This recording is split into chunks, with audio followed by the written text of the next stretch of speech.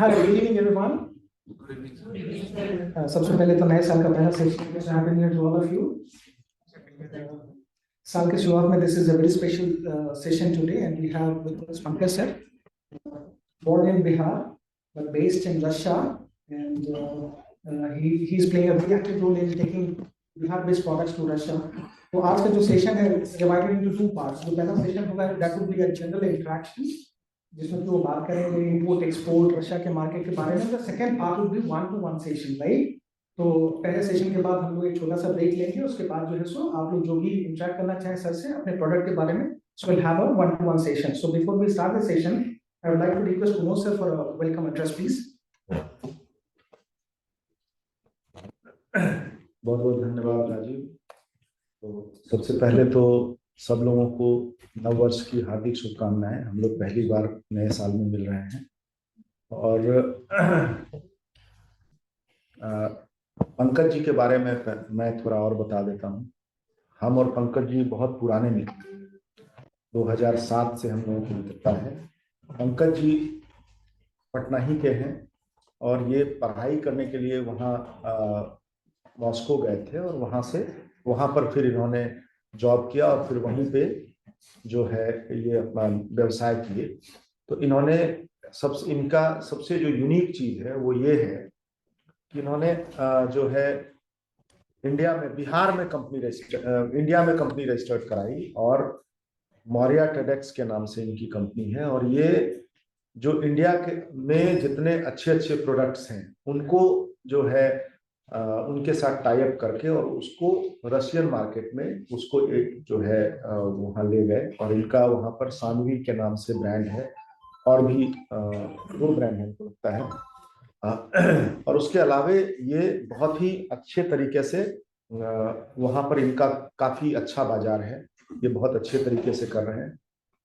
मुझे याद है कि हम लोग 2007 में हम लोग जिस समय जुड़े थे उस समय चूंकि मैं भागलपुर से आता हूं तो मैंने इनको कहा था कि जो हमारे वहाँ के जो रेशम का प्रोडक्ट जो बनता है उसको आप कुछ कीजिए। इन्होंने मेरे कहने पे इन्होंने कुछ प्रोडक्ट ले करके और वहाँ पे बड़े अच्छे तरीके से, तो हम लोगों का मैं बहुत दिन से इनको बीहब में आप लोगों के साथ मतलब डिस्कशन कराना चाह रहा था 2 चीज पे। एक तो ये कि आप लोग के जो प्रोडक्ट हैं वो उसको कैसे एक्सपोर्ट किया जा सकता है, कैसे उसमें तो, और इनका जो अपना एक्सपीरियंस है लाइफ का वो इसको आप लोगों के साथ शेयर करेंगे वो आपको। और दूसरा जो ऐसे कुछ प्रोडक्ट हैं क्या उनके साथ ये कोलैबोरेट कर सकते हैं, जैसे कि हम देख रहे हैं ये है। उसके बाद एक मतलब हमको ध्यान है कि हम लोग दोनों अभी पिछले बार ये आए थे तो हम लोग रेस्टोरेंट में चाय पीने के लिए बैठे थे और वहीं पे वो ऋचा वात्सायन मिल गई। तो मैंने ऋचा से इनका बात करवाया था।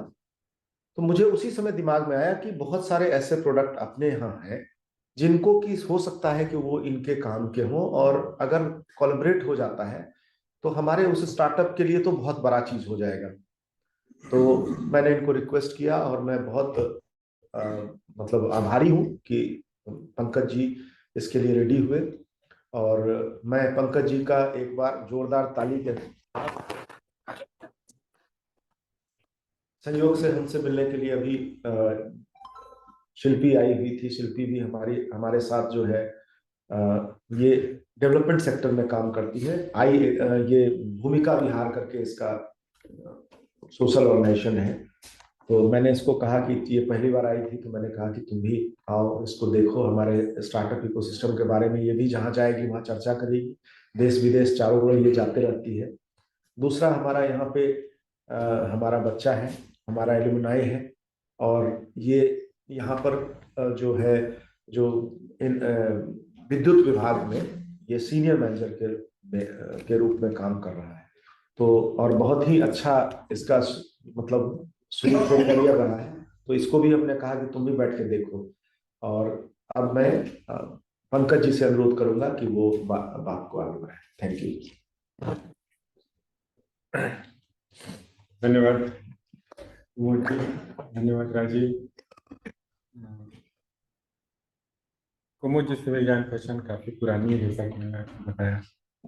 और मुझे लगता है कि ये जो सेशन आज हो रहा है ये बहुत पहले होना चाहिए था, लेकिन मेरी थोड़ी सी कमी थी। मैं ही यहाँ बार बार बहुत कम आ पा रहा था, लेकिन ये बार बार बोलते थे कि आप आइए, आपको कुछ लोगों से मिलवाना है। सेशन शुरू करने पर थोड़ा सा मैं अपने बारे में बता दूं, जिससे कि आपको एक थोड़ा आइडिया लग जाए। मैं पटना का ही रहने वाला हूँ और मेरी 91 में यहाँ पर पढ़ाई खत्म हुई थी। मैंने ISC खत्म किया और जो इस एक्सचेंज होता है कि वहाँ से कुछ स्टूडेंट यहाँ आए और यहाँ से कुछ स्टूडेंट रसिया गए, उसमें मेरा इंटरेस्ट था, क्योंकि बचपन में एक USSR करके एक बुक आती थी, बहुत शायद आप लोग को नहीं पता हो। ये 80s की बात है। मैं देखने में उतना मतलब एजेड नहीं लगता हूँ, बट 80s में जो बुक आती थी USSR, वो जनरल बुक से काफी बड़ी होती थी। उसका यूज हम लोग जेल लगाने में करते थे और उसका पेपर बड़ा अच्छा होता था। मेरे ख्याल से कुछ लोग जो हमारे ग्रुप से हैं कनेक्ट कर पा रहे होंगे। तो एक कनेक्शन जब हमें पता चला कि USSR जाना है, रशिया जाना है, तो एक एक्साइटमेंट था कि यहीं जाना है।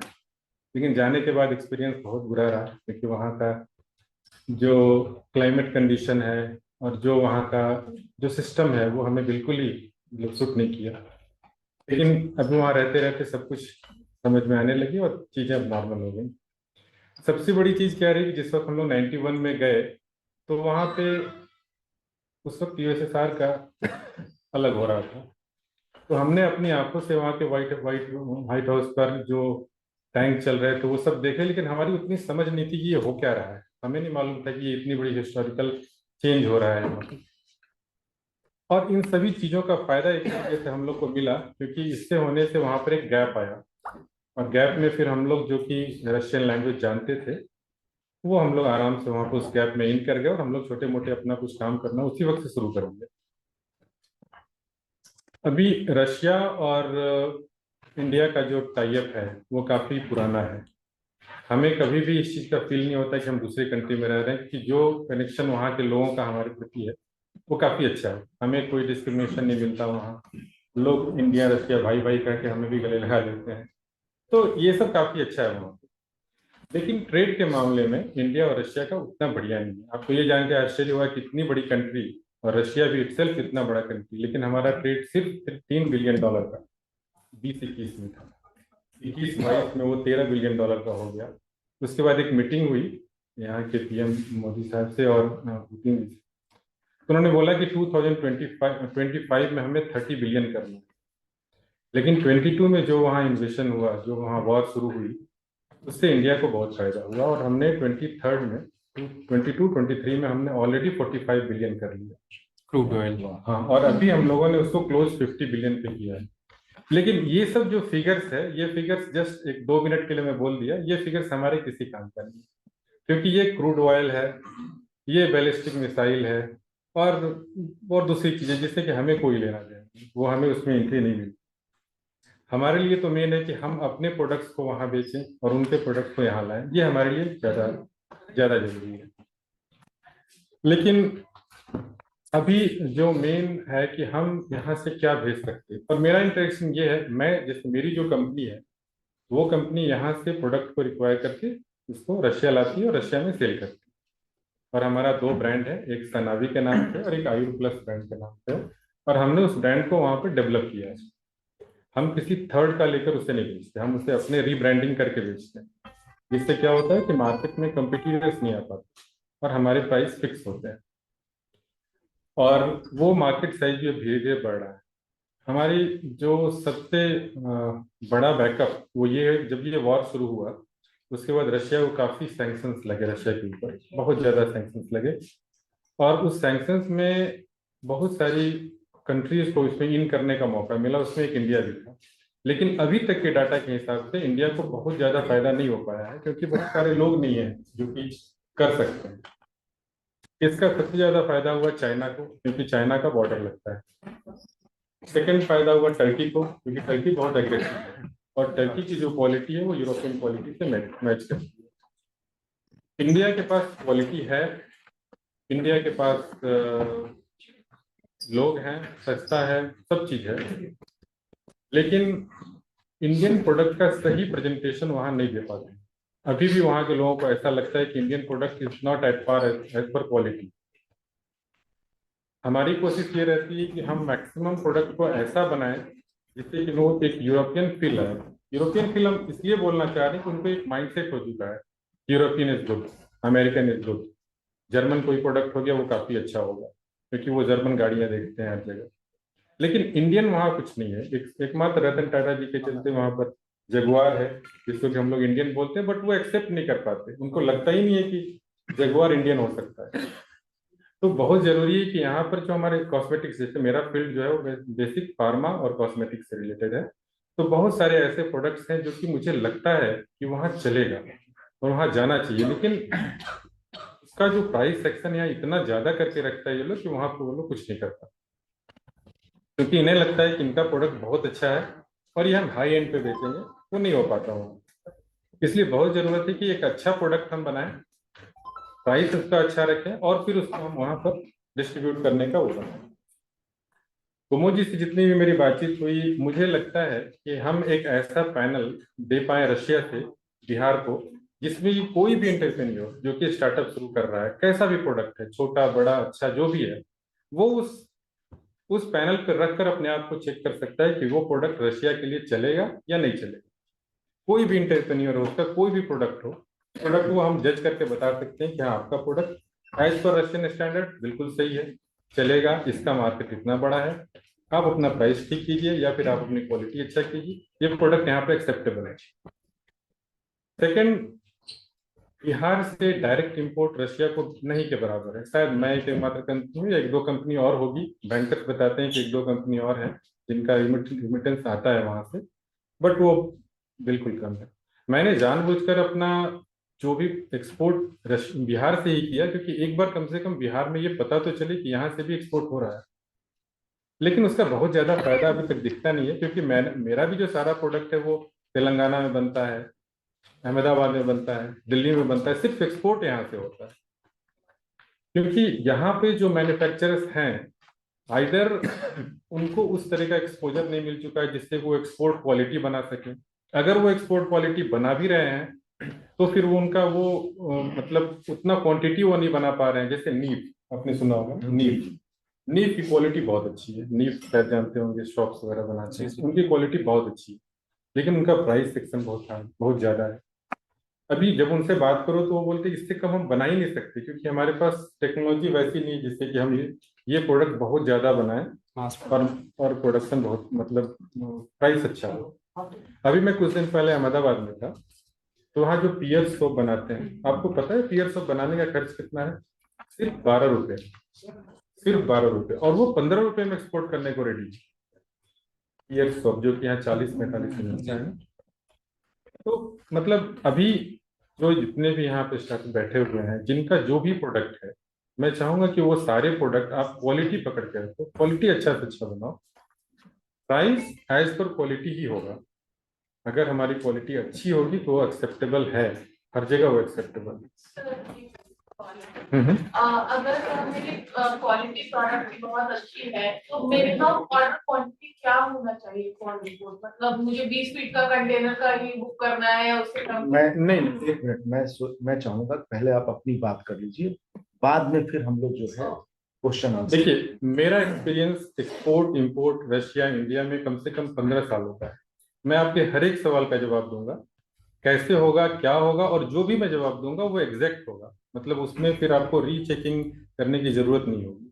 और सेकंड, मेरा मोटो मतलब अभी है कि बिहार के साथ या CIMT के साथ कोई एक MOU साइन हो हमारी कंपनी से, जिससे कि मैं यहाँ के लोगों को वहां प्रमोट कर सकूं। और अगर मुझे ऐसा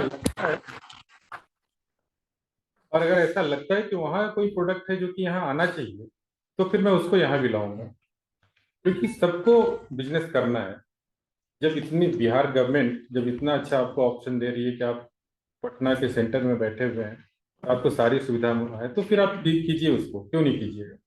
अभी एक्सपोर्ट और इंपोर्ट में जो इंपोर्ट यहाँ हो रहा है उसमें फायदा है, क्योंकि डॉलर में जो एक्सचेंज है रूबल रुपीज का, वहाँ की 100 रुपए की चीज यहाँ पे सस्ता पड़ जाती है। आप 100 रुपए बेचते हो, वो 80 रुपए का सामान बेचते हैं, आपका प्राइस सिर्फ 80 रुपये पड़ता है। तो आप अपने प्रॉफिट तो सिर्फ इंपोर्ट करने में ही ले लीजिए।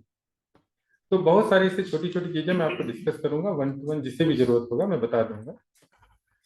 सेकंड क्या है कि आप जो भी प्रोडक्ट यहाँ बनाते हैं वहां पर टर्म्स और ये सब जैसे मान लीजिए कोई भी यहाँ का, वहां पर रशिया में यहाँ के इंटरप्रेन्योर बहुत कम है। जितनी भी बड़ी कंपनी है जैसे कि ओएनजीसी हो गई या फिर चंद नाम ही आप ले लीजिए, 10-15 नाम आप ले लीजिए, उससे ज्यादा वहाँ नहीं है। फार्मा सेक्टर में काफी कंपनी है, फार्मा सेक्टर क्योंकि बहुत ही नॉन सेक्टर है, इंडियन फार्मा काफी मतलब काफी ग्रोन है, काफी अच्छा है, तो वहाँ फार्मा में है लोग, लेकिन और किसी भी सेक्टर में कोई नहीं है वहाँ। इसका रीजन क्या है कि वहां पर जो आउटस्टैंडिंग्स है, वहां पर जो भी खर्च है वो काफी ज्यादा है। अगर आप कोई भी, आप में से कोई भी एंटरप्रेन्योर चाहे कि मैं वहां पर कंपनी सेट करूं, तो ये नेक्स्ट टू इम्पॉसिबल है अनटिल अनलेस कि आप बहुत ज्यादा एक्सपोजर अपना वहाँ करना चाहिए। अब मैं एक छोटा सा बताता हूँ कि वहाँ एक सिंपल सेक्रेटरी जो काम करती है वो भी 1 लाख रुपए लेती है महीने का। तो आप इससे अंदाज लगा लो कि आप छोटा सा भी एक ऑफिस सेटअप करोगे तो कम से कम 5 से 10 लाख रुपए महीने का खर्चा है।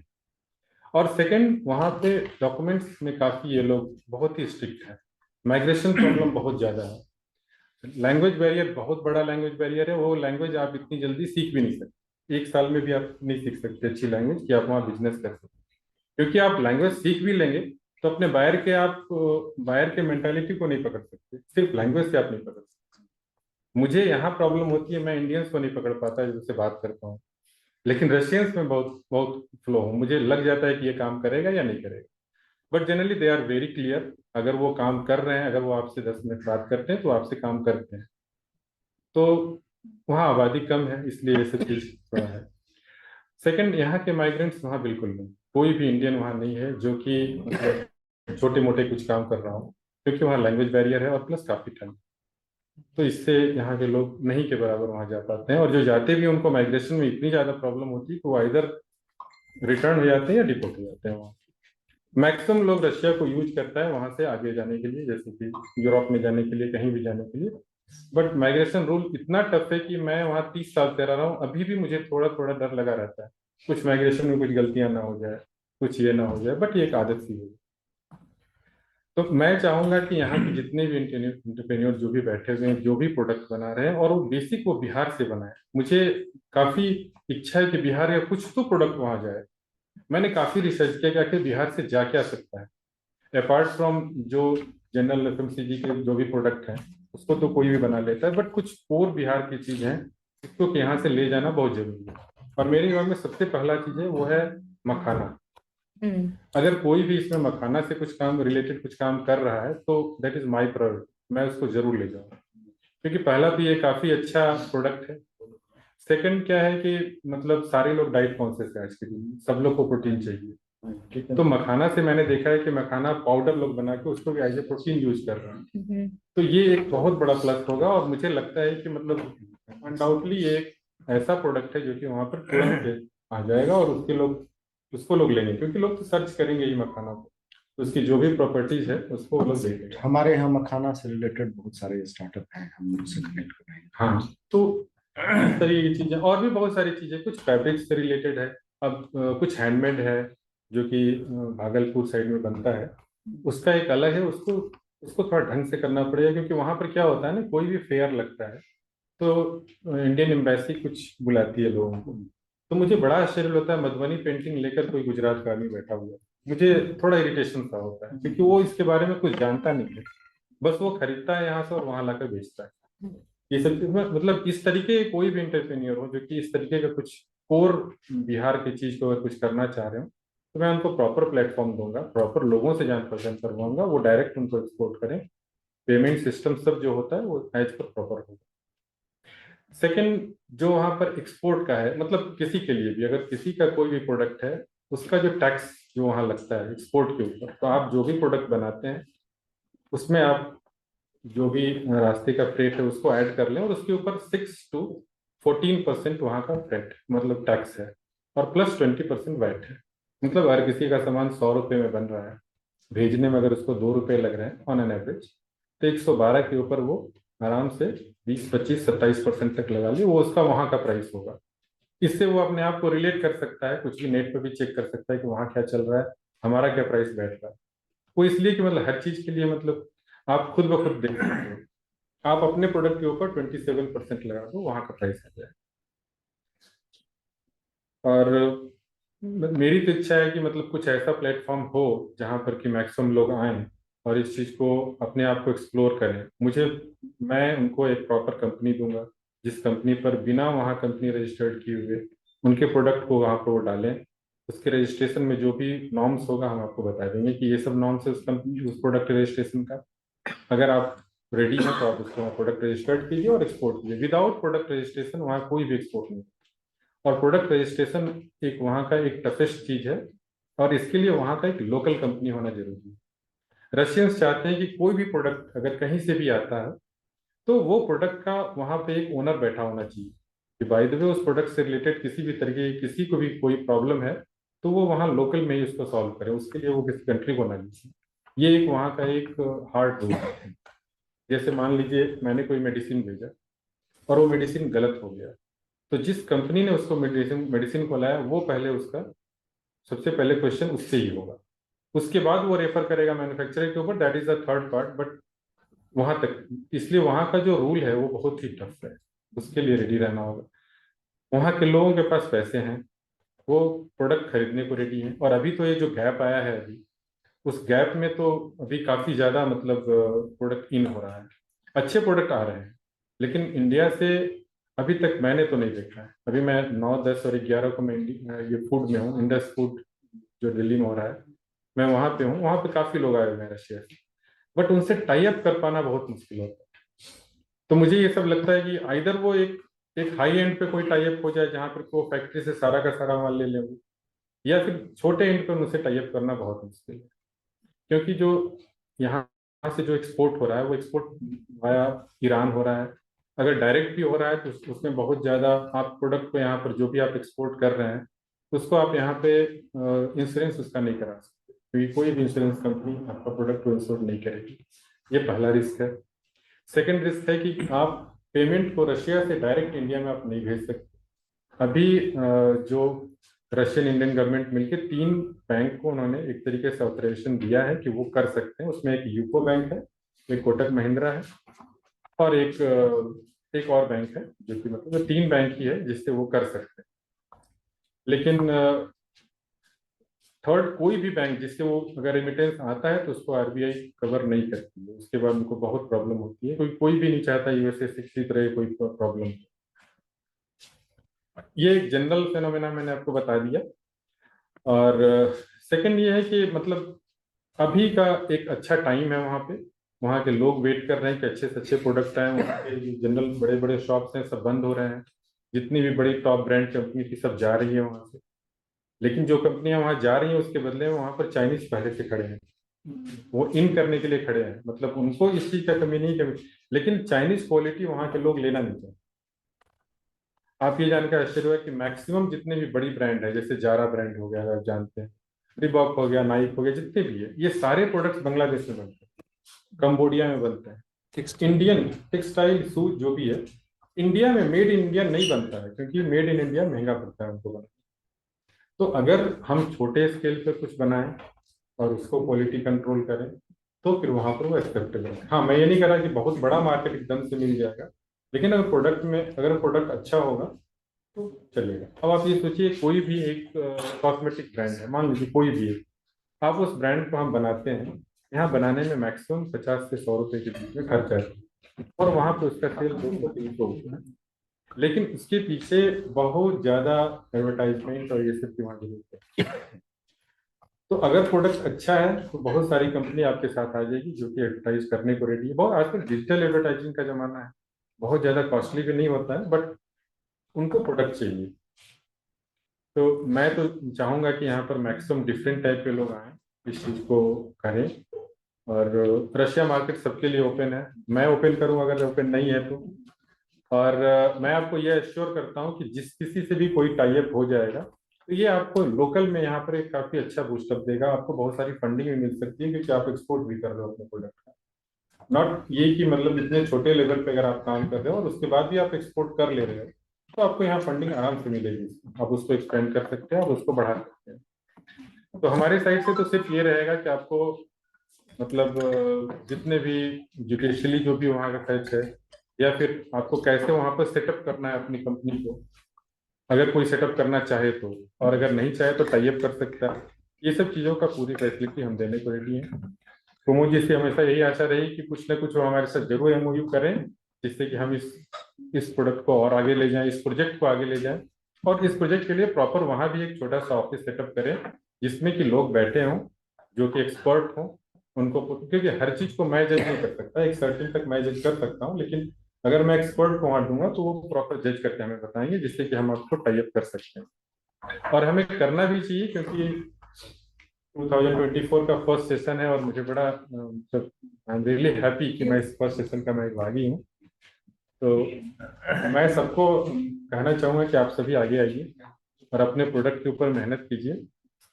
मार्केट एक काफ़ी बड़ा मैं आपको ऑफर कर रहा हूँ, इस मार्केट में इन कीजिए और जितनी फैसिलिटी हो सकेगी तो सारी फैसिलिटीज आप लोगों को मिलेगी।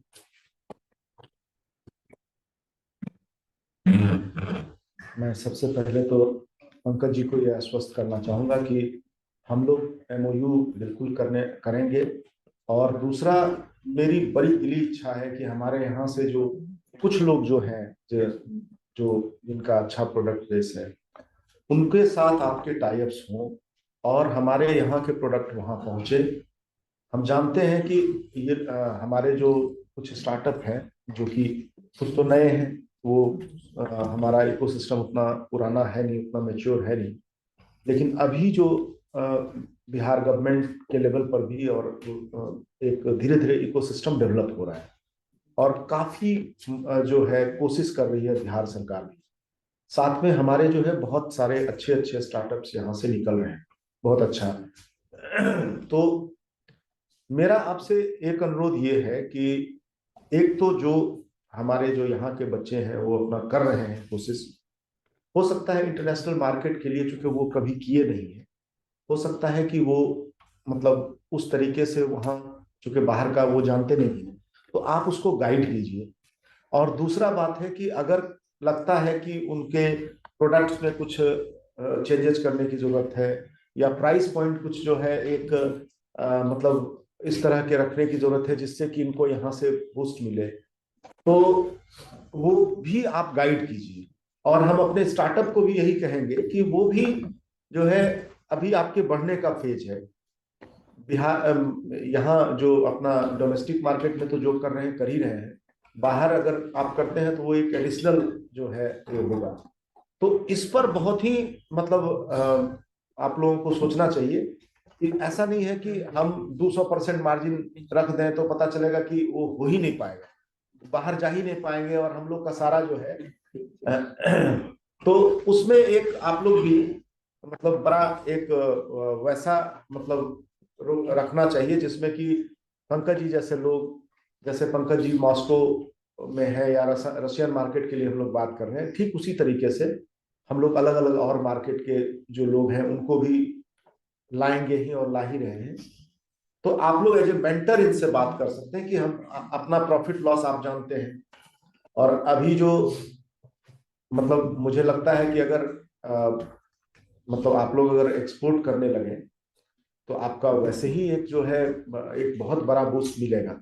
तो हमारी बड़ी दिली इच्छा है कि पंकज जी की कंपनी के साथ हमारे यहाँ के कुछ जो ऐसे जो आपको लगता है कि हमारे प्रोडक्ट या हमारे मतलब ऐसा हो जिसके साथ वहाँ पे टाई अप हो सकता है, उसको जरूर आप करिए। और CIMP के लेवल पे ये सारे लोगों की मेंटरिंग हम लोग कर रहे हैं। आप तुरंत जो है हो सकता है सबका नहीं हो सकता, एक साथ हो सकता है, लेकिन आप कुछ के साथ शुरू कीजिए। आपको जहां पे लगता है कि कुछ मतलब मेंटरशिप लेवल पे हम लोगों को स्टार्टअप को कहीं बताने की जरूरत है, तो आप अगर स्टार्टअप से 1 to 1 इसमें नहीं हो पा रहा है तो आप हमें कहिए, हम अलग से स्टार्टअप के साथ बात करेंगे। और इतना यकीन मान के चलिए कि CIMP इस कोशिश में लगा हुआ है कि हमारे जो अच्छे स्टार्टअप्स हैं उसको कैसे हम इंटरनेशनल मार्केट में हम उसको मतलब शो कर पाए और उसको हम वहां पे ले पाए, क्योंकि हम ये जानते हैं कि बिहार में बहुत जबरदस्त मतलब अपॉर्चुनिटी है और बहुत ऐसे ऐसे प्रोडक्ट हैं जो कि इंटरनेशनली बहुत अच्छा कर सकते हैं। तो हम लोग इस तरीके से जो है सोच रहे हैं इसको आगे बढ़ाना। आप सब लोग भी पंकज जी के साथ जितने लोगों का भी 1-to-1 है वो एकदम अच्छे से और ये सोच के कीजिए कि हम इसमें किसी तरीके से उस मार्केट को पकड़ें। एक चीज और मैं बता रहा हूँ, पंकज जी के साथ चूंकि मैं 2007 से देख रहा हूँ, मैं जिस समय इंडिया टुडे में था उस समय भी ये मतलब इनका जो कंपनी, इनका जो प्रोडक्ट था वो हमारे यहाँ एडवर्टाइज होता था। तो पंकज जी बड़ा इथिकल बिजनेस में विश्वास करते हैं। इनके यहाँ जो है जो और सारे बहुत सारे आप देखिएगा बहुत लटकाने वाला, बहुत ये उस तरह का नहीं है और कट टू कट बात करते हैं। तो आप लोगों को इसका लाभ मिलेगा। धन्यवाद। मार्केट के बारे में anyone having any question? One session hello, market के बारे आगे में, मार्केट के बारे में, रशियन मार्केट के बारे में ग्रुप में कोई सवाल पूछना है तो वो अभी पूछेंगे, क्या बाद में करेंगे। प्रोडक्ट के बारे में, हाँ, मार्केट के बारे में कुछ समझना है, क्या है क्या मार्केट से रिलेटेड की मतलब क्या चलेगा क्या नहीं चलेगा, मतलब कैसा है। हाँ एक्चुअली सर मेरा एक्सपोर्ट ऑलरेडी किया है दुबई और सऊदी के मार्केट में थोड़ा, तो एक्सपोर्ट से रिलेटेड जो आधा जो रशियन मार्केट या यूरोपियन मार्केट में तो बहुत सारे अलग पैरामीटर्स होते हैं वहाँ। तो भी इसमें ही मेरा हनी में नहीं फाइनल नहीं। आपका क्या प्रोडक्ट है? हनी। तो उसमें अलग अलग कंट्री से अलग अलग नॉर्म्स होते हैं, उनकी अलग अलग सर्टिफिकेशन होती है। तो रशियन मार्केट में अगर हम बल्क में भी एंट्री करना चाहें तो उसके लिए क्या क्या नॉर्म्स हो सकते हैं, और वहाँ के जो कस्टमर्स हैं उनका पेमेंट टर्म्स जो है वो कैसे हो सकता है। देखिए, पहले पेमेंट टर्म्स बता देता हूँ। आप जब भी यहाँ से एक्सपोर्ट करेंगे 100% प्री पेमेंट पे ही करेंगे, ठीक है? क्योंकि रशिया मार्केट थोड़ा सा हेजी मार्केट है ना, क्योंकि बहुत सारे नॉर्म्स हैं जो कि उनको पेमेंट करने से रोके, वो करना चाहेंगे फिर भी पेमेंट नहीं कर सकते। तो हमें सबसे पहले पेमेंट टर्म्स का जो भी है वो एकदम क्लियर रखना होगा। पेमेंट्स आएगा तो ही प्रोडक्ट जाएगा, अदरवाइज नहीं जाएगा, क्योंकि वो चाह के भी नहीं पेमेंट कर सकते अगर वो करना चाहें भी। तो सबसे पहले सिस्टम जो है पेमेंट का वो क्लियर रखना पड़ेगा। यहाँ पर एक रशिया की जो सबसे बड़ी बैंक है वो है सिबर बैंक, ठीक है? उसका एक ऑफिस दिल्ली में भी है, लेकिन दिल्ली में बहुत छोटा ऑफिस है। मैं वहाँ गया हूँ, अपनी कंपनी के लिए गया था कि मेरी कंपनी का आप वहाँ अकाउंट खोलो। उन्होंने मेरा बैलेंस शीट देखा, बोला कि आपको और ग्रो करना है तो फिर खोलूंगा, क्योंकि हमारी ऑफिस छोटी सी है, मैं सबका खोलने लगूँ तो फिर मैं परेशान हो जाऊँ। तो उन्होंने मुझे 3 बैंक दिया था, मैंने आपको बताया था, UCO bank, Kotak Mahindra bank और पंजाब नेशनल। इन 3 बैंक में आपका अकाउंट होना चाहिए, और जो भी रूटिंग होगी वो सिबर बैंक के थ्रू होगा। आपको आरटीजीएस आएगा सिबर बैंक से, वो अपने पेमेंट को सिबर बैंक रशिया, सिबर बैंक इंडिया को भेजेगी, और सिबर बैंक इंडिया आपको आरटीजीएस करेगी। और जब आप यहाँ से एक्सपोर्ट कर देंगे अपने प्रोडक्ट को, तो फिर उस बैंक तो जो भी आप एक्सपोर्ट का डॉक्यूमेंट देंगे बैंक को, तो बैंक उसको क्लियर कर देगी। अदरवाइज अगर आप आईसीआईसीआई या एक्सिस या किसी भी बैंक से करेंगे तो फिर वो आरबीआई में आप उसको नहीं शो कर पाएंगे, वो एक्सेप्ट ही नहीं करेंगे, क्योंकि वो सारे बैंक यूएसए से रिलेटेड हैं, उनको रशिया एक्सपोर्ट नहीं करना है, वो रशिया को बैन किया हुआ। तो सर इसमें यूको और कोटक और पीएनबी सिर्फ 3 बैंक है। सवाल ये है कि आरबीआई गाइडलाइंस के थोड़ा सा उनका मैं एक चीज और बताया था, जो आपने बोला हनी का, तो आपको क्या करना होगा, सबसे पहले हनी का एक सैंपल बनाना पड़ेगा। वो सैंपल वहां जाएगा, वो उसको चेक करेंगे कि ये नेचुरल है या फिर ये मैनमेड है, ठीक है ना? अगर वो नेचुरल होगा तो उससे कुछ नॉर्म्स है, उसके कुछ पैरामीटर्स है, वो आपको मैच करना होगा। वो जनरली हनी में बहुत ज्यादा नहीं है, वो मैच हो जाते हैं। लेकिन अगर वो बनाया हुआ हनी है तो फिर उसमें शुगर्स का कुछ होता है, जहाँ तक मुझे पता है, क्योंकि मैंने हनी का एक बार हाजीपुर में कहीं मैंने कुछ प्लान किया था हनी से रिलेटेड। मैं वहाँ के मतलब फार्म में भी गया था, कुछ देखा भी था। तो हनी का मार्केट वहाँ बहुत अच्छा है, और हनी वहाँ लोकल भी काफी अच्छा है। तो हनी एक मतलब पोटेंशियल प्रोडक्ट है, आप हनी में कर सकते हैं। वहाँ के मार्केट में अगर हम जैसे कि जो वहाँ के डीलर्स हैं या जो वहाँ के पैकर्स हैं जो अपने ब्रांड पे चला रहे हैं, अगर हम उनको सप्लाई करना चाहें तो उनसे कैसे? आप बल्क में सप्लाई कीजिए, 25 केजी के 50 केजी के ड्रम में कीजिए सप्लाई, वो वहाँ पर उसको रिपैक करेंगे अपने ब्रांड पे। कनेक्शन कैसे हो सकता है? वो मैं प्रोवाइड कर दूंगा, उसके लिए ही मैं बैठा हूँ ना। आप मुझे अपना प्रोडक्ट बताइए, मैं उस प्रोडक्ट में कैसे आपको आगे बढ़ना है वो मैं आपको बताऊंगा, और मैक्सिमम चांस है कि मैं आपको वैसे लोग का भी बता दूंगा कि ये आपके बायर हो सकते हैं, पोटेंशियल बायर हो सकते हैं। वो आपके सैंपल को टेस्ट करेंगे, ऐसे अगर आपका सेट होता है सब कुछ होगा तो बायर भी बनेंगे। हमारे पास जो प्रॉब्लम है वो बायर्स को लेकर ये है और पेमेंट टर्म्स को लेकर। बाकी पेमेंट टर्म्स में सबके लिए रशिया से कोई भी बिजनेस करना चाहते हैं वो 100% फ्री पेमेंट पे ही करेंगे। कोई बैंक गारंटी नहीं, कुछ नहीं, क्योंकि इंडिया अभी सैंक्शन में है रशिया। वो किसी भी बैंक गारंटी किसी भी आप कोर्ट में आप उसको नहीं कर सकते, कोर्ट आपके पीछे रह जाए। आपने वहाँ कोर्ट ही क्यों किया? गल्फ के कंट्रीज में बहुत ज्यादा फ्रॉड बहुत चलता है। नहीं नहीं, आप फ्रॉड को बिल्कुल भूल जाइए, आपको पेमेंट लेके ही वहाँ एक्सपोर्ट करना है। मैं अपनी कंपनी जो मैं यहाँ से पेमेंट, मैं अपनी कंपनी से सामान भेजता हूँ ना, तो मैं पहले अपनी कंपनी को पे करता हूँ, उसके बाद सामान भेजता हूँ। इसका रीजन ये है कि मैं अपने आप को कैसे फ्रॉड कर सकता, नहीं कर सकता। लेकिन ऐसा भी सिचुएशन आ सकता है कि मैं चाहूँ पे करना और मैं पे ही नहीं कर सकता हूँ, क्योंकि सारे सैंक्शन में बैंक पैसे लेने को रेडी नहीं है। बैंक बोलती है मैं ले तो लूंगा पैसा, लेकिन मैं फिर आपके आरबीआई को क्लियर नहीं करूँगा। तो ये सब एक प्रॉब्लम है। हाँ। मुझे बहुत क्वेरी आती है कि आरबीआई में बोल रहे हैं सर कि आप अगर एक बैंक में करंट अकाउंट होल्डर है, you can not have another current account. तो फिर जब मेरा एक अकाउंट से, और वो मेरा मान लीजिए सीसी अकाउंट है, ओडी अकाउंट है, तो मैं तो दूसरे ब्रांच में अकाउंट ही नहीं खोल सकती। नहीं, आप ठीक कीजिए। मेरा अकाउंट आईसीआईसी बैंक में है, पहले था, करंट अब अकाउंट कंपनी का अकाउंट, हाँ ठीक है। अभी कोटक महिंद्रा बैंक में भी है। तो दोनों अकाउंट आप सेम टाइम पे चला रहे हैं? दोनों अकाउंट सेम टाइम पे चला रहे हैं। लेकिन सेम प्रॉब्लम मेरे साथ हुआ कि जब मैं एक करंट अकाउंट एक अकाउंट चला रही हूँ और मुझे ग्रांट के पैसे करंट अकाउंट में चाहिए, वो फिक्स अकाउंट नहीं होना चाहिए।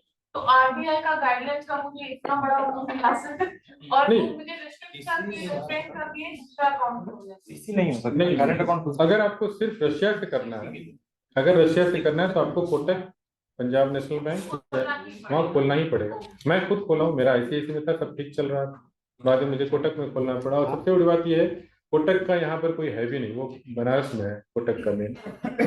तो वो सिर्फ आपको एक लाइनिंग कर सकते हैं, लाइन अप कर सकते हैं, और कुछ नहीं करेंगे।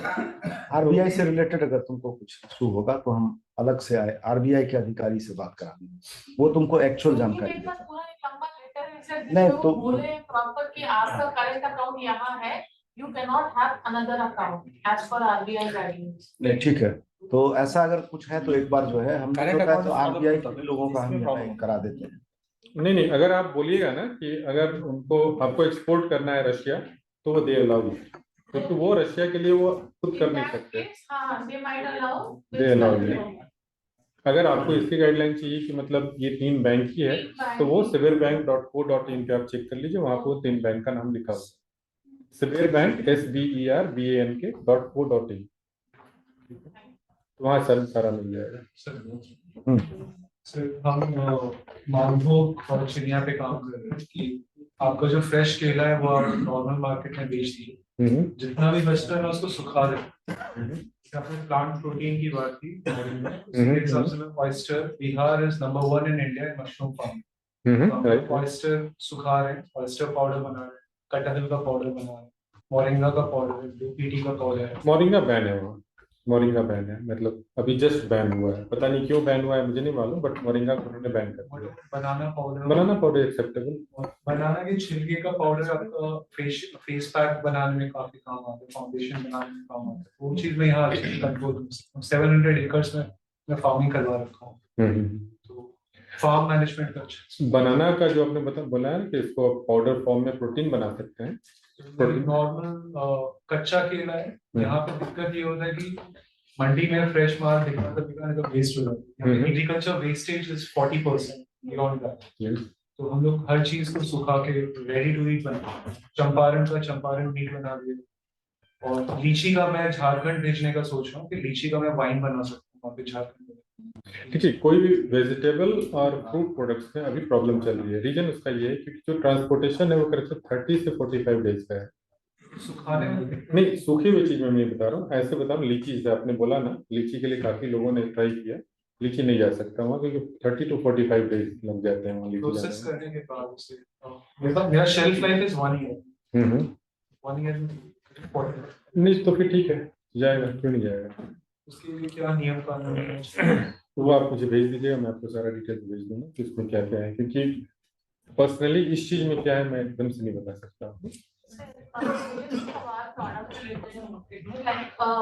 अगर वहाँ पे ब्रांड एग्जिस्टिंग ब्रांड में यहाँ पे, या फिर वो प्रोडक्ट कि कि यहाँ से आप बल्क में सप्लाई कर दो और वो वहां पे अपनी ब्रांडिंग एंड पैकेजिंग दो तरीके के लोग होते हैं। एक क्या है कि अगर आपका ब्रांड इंडिया में स्टेबल है, लोग जानते हैं, नोन है, तो फिर उसको वहां पे नोन होने में ज्यादा प्रॉब्लम नहीं होती। आपको गूगल पे मिल जाएगा, हर हर जगह मिल जाता है, लोगों को ये फील होती है कि ये प्रोडक्ट नोन है। लेकिन अगर आप बिल्कुल जियो प्रोडक्ट को अगर आप वहां करना चाहें तो फिर सेम प्रॉब्लम जैसे यहाँ आ रही है वैसे वहां भी आएगी। लेकिन वहाँ के जो लोकल बायर होते हैं वो जनरली चाहते हैं कि दो तरीके की चीजें, आइदर वो चाहते हैं कि मेड इन इंडिया लिखा हो जिससे कि इस प्रोडक्ट के कुछ वैल्यूएशन मिल जाए, ये फॉरेन प्रोडक्ट है। क्योंकि वहाँ के लोगों को अनफॉर्चुनेटली वहाँ के लोगों का ऐसा माइंडसेट है कि मेड इन रशिया अच्छा नहीं है, उनको ऐसा लगता है। ठीक है, हमें ऐसा लगता है ना मेड इन इंडिया बहुत अच्छा होता है ना, made in India is very good, ठीक है, बट उनको ऐसा लगता है कि made in Russia is not good. Even उनके मिसाइल से जो भी कह लो, उनको लगता है कि made in Russia is not, ऐसा लगता है। ठीक, हाँ, तो that is the main thing. अभी हम सिंपल सी कोई भी चीज के ऊपर मेड इन इंडिया लिखते हैं और उसको वहां ले जाते हैं, उसकी वैल्यू थोड़ी बढ़ जाती है। दूसरा सवाल मेरा ये है कि जैसे आप बोले ऑफिस सेटअप करने के लिए, ऑफिस में सेटअप करना है, अगर वहां पे सेल्स टीम बैठाना चाहे तो आपका खुद का प्रोडक्ट अगर कोई इंपोर्ट करता है तो आपको सेटअप करने की जरूरत नहीं है। लेकिन अगर आप चाहते हैं कि आप खुद वहां पे इंपोर्ट कर वहां पर डिस्ट्रीब्यूट करें तो आपको प्रॉपर सेटअप करना होगा, जो कि मेरे ख्याल से बहुत ही ज्यादा एक्सपेंसिव होगा और रूल्स इतने ज्यादा होंगे कि मतलब नहीं हो पाएगा। देखिए हमारा तो मतलब जो मेरा निजी मानना है कि जो अभी स्टार्टअप जो है उनको पहला कोशिश तो ये करना चाहिए कि किसी तरह मार्केट में घुसे कोलैबोरेशन के साथ, और उसके बाद जो है फिर आगे का कुछ ऐसा रास्ता। नहीं, मैं चाहूंगा कि मैं आपको एक प्लेटफॉर्म देता हूं जहां पर कि आपको खुद आने की जरूरत नहीं है। हाँ, अगर आपका प्रोडक्ट लगता है कि बहुत अच्छा है, चल जाएगा, मैं हर महीने एक कंटेनर बेच सकता हूँ, देन यू शुड कम, और उसको कोई प्रॉब्लम नहीं है, फिर वहाँ आप कर सकते हैं। मतलब मेरे मल्टीपल सवाल हो रहे हैं, पर टाई अप्स की बात हो रही थी सर, तो मैं अगर जेवी में आना चाहूँ तो उसके लिए स्कोप है आपके साथ? ये तो तुम 1-to-1 अभी वो उनके साथ होने वाला है, तो वो 1-to-1 में बात कर लेंगे, ठीक है। अभी हम चाहेंगे कि और अगर इससे संबंधित कहीं का है तो मेरा सवाल था कि मेरे पास दो प्रोडक्ट है, जैसे एक आयुर्वेदिक इंसेंस स्टिक, आयुर्वेदिक अगरबत्ती है, और दूसरा मिलेट्स है, तो ये दोनों का वहाँ क्या आप पहले ये बताइए आयुर्वेदिक अगरबत्ती क्या हुआ? Incense stick made by Ayurvedic using herbal. ठीक है, जहाँ तक मुझे इंसेंस स्टिक का पता है, हाँ। दो तरीके के स्टिक होते हैं, हाँ। एक तो मशीन मेड ब्लैक वाली होती है, हाँ। चारकोल वाला, दूसरा होता है हैंडमेड ये हैंड जो कि येलोइश कलर का होता है, उसमें पाउडर होता नहीं, है। ये हैंडमेड है, इसमें आयुर्वेदिक हर्ब्स मिला हुआ है। ठीक है, अगर वो इंसेंस स्टिक आयुर्वेदिक का अगर आप उसको प्रोजेक्ट कर रहे हैं और अगर वो ब्लैक कलर का नहीं है, अगर उसमें चारकोल नहीं है, ब्लैक चारकोल नहीं, चारकोल तो होगा ही ना, नहीं, बिना चारकोल का कैसे बनेगा? नहीं, बिल्कुल है ही, बिल्कुल नहीं है। तो फिर बर्न क्या करता है? बिल्कुल हम लोग ये सॉडस्ट वगैरह यूज करते हैं। आपके पास बहुत अच्छा मार्केट है रशिया, मैं इंपोर्ट करता हूँ अगरबत्ती, आप अलग से बात हम लोग करना। यूज करते हैं उसमें। अभी हमारा एक कंटेनर अगरबत्ती जा रहा है। धुआं नहीं होता है बिल्कुल इसमें, हम लोग यूज करते हैं सर यहाँ पे उनके प्रोडक्ट। देखिए वहां पर धुआं बहुत ज्यादा नहीं चाहिए क्योंकि वो चीजें हर चीज बंद है, धुआं नहीं होता है, कम ठीक होता है, है। एकदम बिल्कुल, लेकिन माइल्ड चाहिए। और आपका बहुत अच्छा प्रोजेक्ट, मतलब अच्छा है, अगर प्राइस आपका सूट करता है तो बहुत अच्छा प्रोजेक्ट। और दूसरा सर मिलेट्स का क्या स्कोप है वहाँ? मिलेट्स का अभी मोदी जी मिलेट्स तो करा ही रहे थे, हम लोगों ने भी काफी बढ़ चढ़ के हिस्सा लिया, लेकिन मिलेट्स के लिए अभी कुछ वहाँ फूड हुआ था, वर्ल्ड फूड हुआ था, उसमें इंडिया का अपना एक सेक्टर था, मिलेट्स के लिए ही था, लेकिन बहुत ज्यादा एक्सेप्टेंस मिलेट्स को मिली नहीं वहां पर, और मिलेट्स के लिए काफी सारे लोग आए थे, लेकिन खुद का प्रोडक्शन बहुत ज्यादा है सर। खुद का प्रोडक्शन है, लेकिन रशिया का खुद का, लेकिन उनका प्रोसेसिंग नहीं है, वो अपने प्रोडक्ट को आइदर एक्सपोर्ट कर देते हैं, पूरा का पूरा रॉ प्रोडक्ट एक्सपोर्ट कर देते हैं, क्योंकि आपको मालूम है कि चाइना और रशिया ही मैक्सिमम एक्सपोर्ट करता है जितना भी ऑयल सब कुछ है, फिर भी वो ऑयल एक्सपोर्ट करते हैं। सर इस धूप को लेकर के हम आपसे थोड़ा बिल्कुल बिल्कुल बिल्कुल, आप मैं भी 1-to-1 में आप मिल लीजिए। नहीं, धूप बत्ती कुछ सेक्टर है जहाँ पर कि हम जैसे लोगों की एंट्री नहीं है, जैसे एनर्जी, ठीक है, यूरिया जो आप बता रहे हैं, फर्टिलाइजर, और वुड, पेपर, ये सब चीज, शुगर हो गया, ये सब चीजों में बिल्कुल दूसरे लेवल का काम होता है। हम लोग छोटे लेवल पे 1 कंटेनर यूरिया मंगवा लिए या 10 कंटेनर मंगवा लिए, वो नहीं चलता है। वो लोग बड़े लेवल पे, इसलिए यूरिया का मेरे ख्याल से इम्पोर्ट तो पॉसिबल ही है।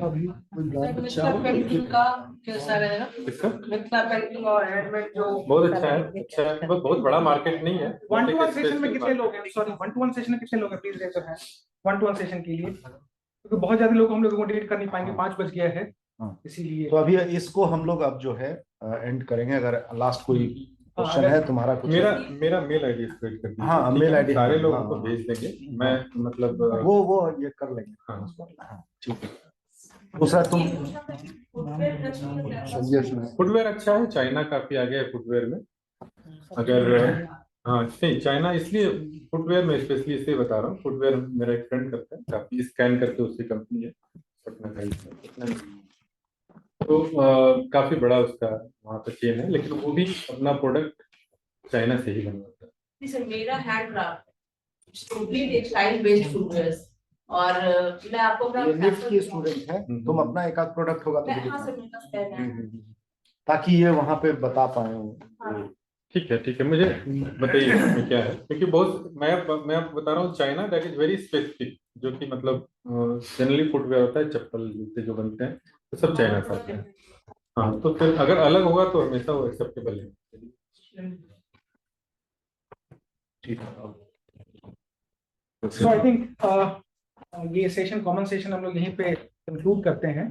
Will take a short break. मैं एक बार चाहूंगा कि चूंकि सेशन एंड करें, like to request Pramod sir for a vote of thanks also, and then present him moment. तो उसके बाद बाहर जाकर के आप लोग शैलेंद्र को, जिनको भी 1-to-1 सेशन करना है, प्लीज आप नाम लिखा दीजिएगा। 10 मिनट के बाद फिर हम उसको स्टार्ट करेंगे। तो आज का जो सेशन है वो तो हम देख करके ही लग रहा है आप लोग इतने मतलब पूरा सब भरा हुआ है, और आप लोग के लिए काफी काम का ये सेशन रहा होगा। और अभी जिनको भी 1-to-1 करना है वो शैलेंद्र के साथ बात करके कर लेंगे। साथ ही मेरा इसमें आप लोगों के साथ अनुरोध यही है कि जिनको भी इस तरह का जिनका प्रोडक्ट बेस है, वो अपना एक जो है पूरा अच्छे से अपना पोर्टफोलियो टाइप का बना करके और वो राजीव को या शैलेंद्र को वो दें। क्योंकि हम लोग ये प्लान कर रहे हैं कि अलग अलग कंट्री में जो इस तरह का है उनके पास हम भेजेंगे। हम लोग बैकएंड में बहुत सारा चीज चल रहा है जो हम लोग आप लोग से अभी नहीं बताते हैं, जो जब तक हो नहीं जाए। तो वो अगर रहेगा तो हम लोग टाइम टू टाइम जो ऐसा लगता है उनके साथ आपको कनेक्ट करते रहेंगे। और पंकज जी जैसे लोग जो है वो हमारे लिए बहुत बड़े एसेट हैं, जिनके अंदर की ये भाव है कि हम किसी तरीके से बिहारी प्रोडक्ट को आगे ले जाएं, या बिहार के इसको मैंने एक जो जिसको कहते हैं इस तरह का भाव है, तभी तो वो ये अपना सारा जो है इनका अकाउंटिंग वगैरह सारा यहीं से है। तो हम लोगों को मतलब इसका लाभ उठाना है, और जहां आप लोगों को मेंटरशिप की जरूरत होगी तो आप ये मान के चलिए कि पंकज जी हमारे मेंटर भी हमारे CIMP में हैं। तो हम एक बार फिर पंकज जी को दिल से धन्यवाद देंगे, और ये अपने हमारे स्टार्टअप के लिए समय निकाले, ये बहुत बड़ी बात है। और इन्होंने बहुत बड़ा जो है हेल्प ऑफर किया है, जो नॉर्मली नहीं करते हैं, क्योंकि हम रेगुलर बात करते रहते हैं। जो बाहर में जो लोग हैं उनसे रेगुलर बात करते रहते हैं, और आपको बता रहे हैं हम US में मेरी बात हुई है, मेरी बात कनाडा में हुई है, मेरी बात UAE में हुई है, अलग अलग कंट्रीज में हमारी बात अलग अलग लेवल से होते रहता है। जैसा आप लोग को हम बताएं, हमारा बैकग्राउंड मीडिया का रहा है, तो हमारा हम दिन रात मैंने हम एक तरह से मार्केट के ही आदमी है, तो हम हमेशा उन लोगों के टच में रहते हैं। तो पंकज जी जो ऑफर कर रहे हैं वो बहुत ही अलग तरीके का है, और वो बहुत ही आप लोग में से अगर 1-2 लोग 3 लोग भी अगर कोलैबोरेट कर पाए तो समझिए कि हमारे इंक्यूबेशन सेंटर के लिए बहुत बड़ा चीज होगा। बहुत बहुत धन्यवाद एक बार फिर से हाँ सर, पहले बहुत बहुत धन्यवाद आपको इस मीटिंग में हम लोग को बुलाने के लिए। मैं भी गवर्नमेंट सेक्रेटेरिएट में बैठता हूं सर, और ये बिहार गवर्नमेंट का डिपार्टमेंट ऑफ इंडस्ट्रीज का और CIMP का ग्रेट इनिशिएटिव है बी हब, जहाँ पे जो इवॉल्विंग एंटरप्रेन्योर्स हैं उनको बुला के एक इकोसिस्टम प्रोवाइड करना। और मैं इनको भी थैंक यू करता हूँ कि ये पूरा जो logistics, transportation and import export का बिजनेस है उसके निटी ग्रिटी से सब लोग को अवेयर करेंगे सर। बहुत इंफॉर्मेटिव रहा, thank you very much sir, thank you. हम अभी ही जो है, मैं शिल्पी को बोलता हूँ कि ये एक बार जो है, ये जो कि डेवलपमेंट सेक्टर में काम करती है, तो हम चाहते हैं कि ये जो है कुछ बातचीत करे यहाँ हमारे जो जितने लोग हैं उनके साथ, जो कि इनका चाइल्ड ट्रैफिकिंग पे और भी बहुत सारे चीज पे ये काम करती है। तो एक सेशन जो है इनके साथ भी रखिए, ताकि ये थोड़ा सा जो है मोटिवेट कर पाए अच्छे कॉज के लिए। और बहुत बहुत धन्यवाद एक बार फिर से सबको। Happy sessions from all of us.